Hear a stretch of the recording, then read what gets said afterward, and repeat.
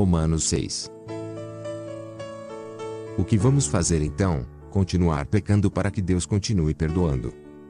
É claro que não. Se já deixamos o país onde o pecado é soberano, como poderemos ainda viver na velha casa que tínhamos lá?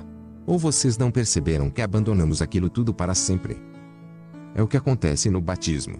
Ao entrar na água, deixamos para trás o velho país do pecado. Quando saímos da água, entramos no novo país, o da graça, uma nova vida numa nova terra.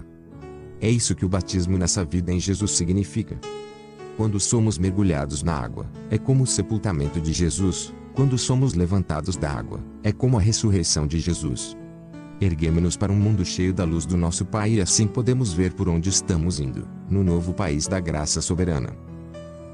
Mais claro que isso, impossível. Nosso velho modo de viver foi pregado na cruz com Cristo, um fim decisivo para aquela vida miserável de pecado. Não estamos mais à mercê do convite do pecado.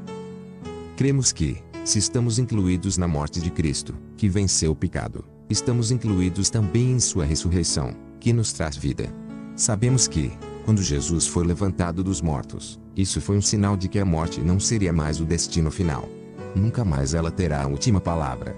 Quando Jesus morreu, ele levou o pecado consigo. Agora vivo, ele traz Deus a nós. De agora em diante, devemos pensar assim: o pecado fala uma língua morta que nada significa para nós. Deus fala a nossa língua materna, e entendemos cada palavra. Vocês estão mortos para o pecado e vivos para Deus. Foi o que Jesus fez. Isso significa que vocês devem conduzir a vida de um modo que não dê uma oportunidade ao pecado. Não dêem a ele nenhuma chance. Evitem até as mínimas coisas que estejam ligadas com o antigo modo de viver. Abracem de todo o coração e em tempo integral o modo de Deus agir. Lembre-se de que vocês foram ressuscitados. O pecado não pode mais ditar as regras da vida de vocês. Afinal, vocês não estão mais vivendo sob a velha tirania, estão vivendo na liberdade de Deus. Agora, se estamos livres da velha tirania, podemos viver como quisermos. Uma vez que estamos livres na liberdade de Deus, podemos fazer o que nos vier à cabeça. De jeito nenhum. Vocês sabem, por experiência própria, que certos atos baseados numa suposta liberdade acabam destruindo a liberdade. Ofereçam-se ao pecado, por exemplo, e será o último ato livre de vocês.